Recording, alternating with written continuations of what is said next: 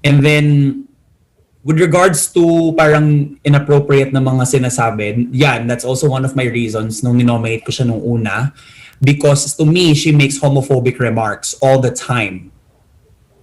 Like what? What comment? There was this one na nakahiga ako.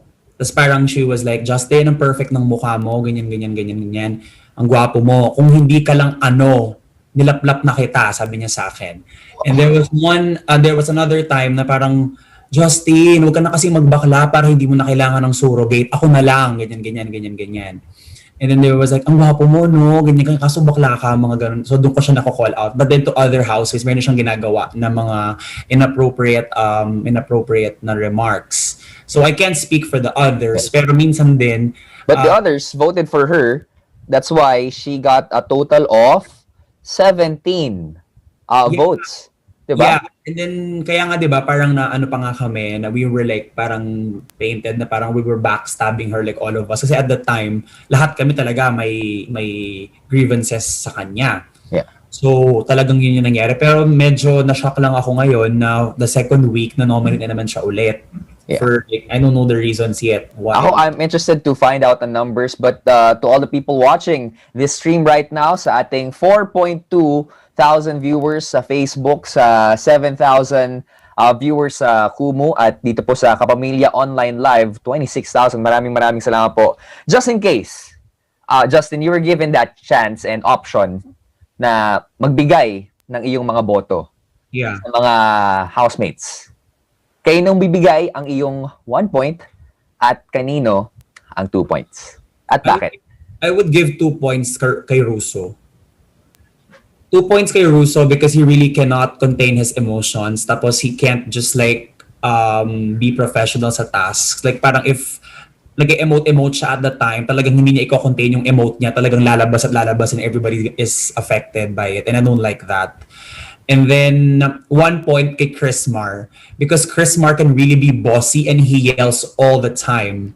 And hindi naman ako surprised na hindi pa niya ako tinataasan ng boses kasi alam niya ang magiging resolution kapag sa akin niya ginawa yun. Pero to other housemates, ginagawa niya. Like he yells at other housemates. Ayan ang hindi namin nakikita kasi... Yeah. Pero ako, hindi niya ako sinisigawan kasi alam niya how it will end kapag ako ang sinigawan niya. Babalik lang. At times, times ilan ang babalik sa kanya na sigaw rin. Robbie, exponential level. For sure. Yeah. Well, sino ginawa sa akin yun. Pero yun, 2 kay Russo, 1 kay Chris Mar. Narinig natin yung mga pangalan na yan, mga kapamilya. Take note of these names. Well, si Chris Mar po ay parte na ng ating listahan ng nominado. At hinihintay na lang natin ang isa. Si Chris Mar ay kabilang doon, si Aizel kabilang. Isa na lang ang pangalan na hinihintay natin. Pero, syempre, Justin, exponential din yung pagmamahal at yung pagsuporta na ibinigay sa'yo ng ating mga kapamilya. So, yeah, please take this opportunity na magpasalamat sa kanila. I want to thank everybody who supported me since day one. Actually, hindi ko naman din naisip na there's this overwhelming support that I will receive kasi nga maldita talaga ako. Pero I'm very, very thankful pa rin na a lot of you saw the good in me despite my shortcomings, my mistakes, and of course, yung pagiging prank ako. So sobrang thankful ako na talagang nag-effort kayo na bumoto, nag-text, nag-kumu and all that. I'm very, very grateful na even if, nasa labas na ako, na-evict na ako and all, you still support me. So, thank you guys. Thank you to everybody who are supporting me. I love you all. At whatever happens, patuloy ka sana maging courageous sa labas ng aking bahay. Kuya? Maraming salamat, Justin.